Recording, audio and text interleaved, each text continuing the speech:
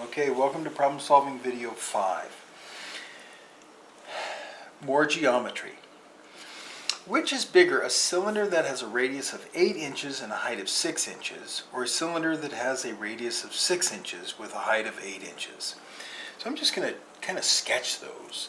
Radius of 8 inches, that's pretty big. So I'm just going to, okay, let's say that's 8 inches, an 8-inch radius. Right there's 8 inches.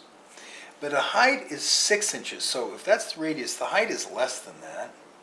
It's kind of squatty. That's 8, let's say that's 6 inches for the height. That would come around like that. So that's a cylinder with a height of 6 inches and a radius of about 8 inches. Okay? Let's call that cylinder number 1. Now we have another cylinder that has a radius of 6 inches, so if this is 6, we'd see that's about right. I'm going to take my little measurement and just kind of look. Okay, that's about a little less than 2 centimeters. Yeah, that's about right. So this would be a radius of, I'm drawing the radius first, so we have this circle around that, about like that. There's a radius of about 6 inches. And now the height is bigger. So that height is like that.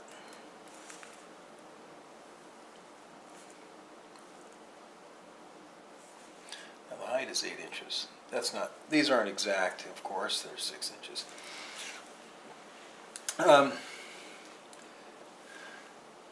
So, which do you think is bigger? It says show the work required or give a thorough explanation.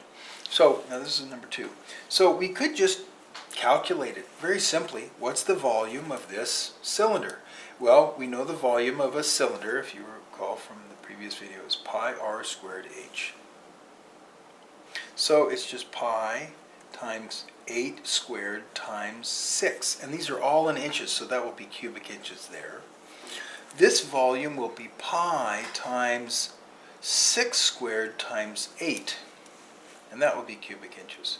Now actually, before we even calculate this, we could just write out what that means.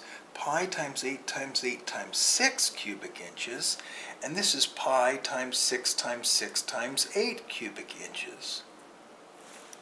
Well, you might notice that everything's the same here. You've got 2 8s and a 6, or 2 6 and an 8. Well, clearly, you got 8 and 6 in both of them. This one has an 8, and this one has an extra 6. Which one's bigger? This should be bigger, because there's 2 radii here, so the 8 ends up being kind of weighted more heavily. If you wanted to find out by like what fraction it's bigger, you could calculate. You can do that calculation. In fact, let's just leave pi. We don't even need to know pi, because we get 8 times 8, which of course is 64. So that's 64 times 6. You may want to do that on your calculator, unless you already know that's 360, 384. Should be 384. So that's 384 pi cubic inches. And then 6 times 6 is 36. We get 36 times 8, which should be about 288. There you go, 288 pi cubic inches. So you can see that the radius has a bigger impact on the volume than the height. So if we're comparing 2 objects or 2 cylinders of different radii and different heights, you'd want to have a pretty good estimate of what the radius is and a pretty good estimate what the height is. Then you could just plug it into those 2 formulae. Okay, so and let's move on to the next problem, which does something similar to that, but now it's the volume of 2 spheres. So it says compare the volumes of the orange and the grapefruit pictured here. So there's an orange and there's a grapefruit. Grapefruit are a little bit bigger, typically, sometimes quite a bit bigger. But anyway, and then answer the question, the grapefruit is what percent of the orange by volume? So the volume of a sphere, something you may want to write down, is 4/3 pi times the radius cubed.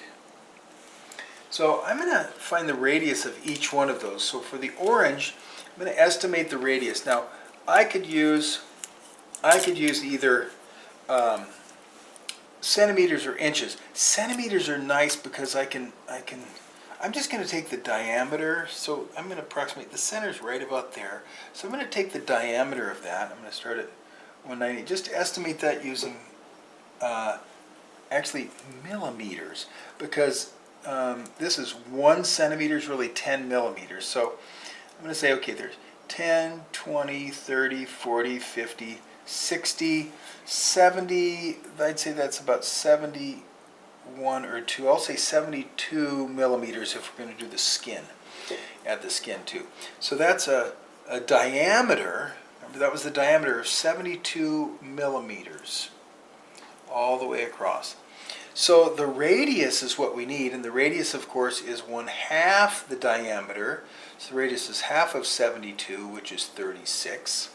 So the volume of this is going to be 4/3 times pi times 36 cubed. Now that's going to be cubic millimeters when we're all done. That's the volume. So we can go ahead and do that. Let's leave it as pi. We don't really need to calculate pi.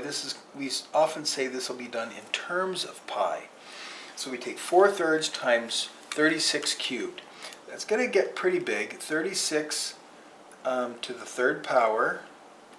36 to the third power times, now 4/3 I just put in as 4 divided by 3.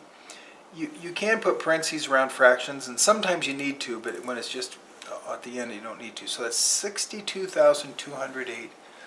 62,208 pi. And now let's estimate the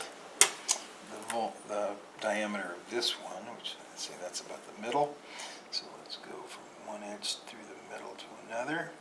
And that looks like it's 70, 80. I'm going to say that's 82. That's somewhere 82 or 83. 82 or 83. So I'll just say 82, because it's nice to have an even when you cut it in half. 82 millimeters, and so the radius clearly is going to be 41 millimeters. So basically you're going to use the same exact formula.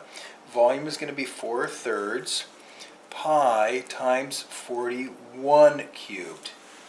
Basically put in the exact same thing we did last time. So I'm going to take 41 to the third power and multiply that by 4 divided by 3.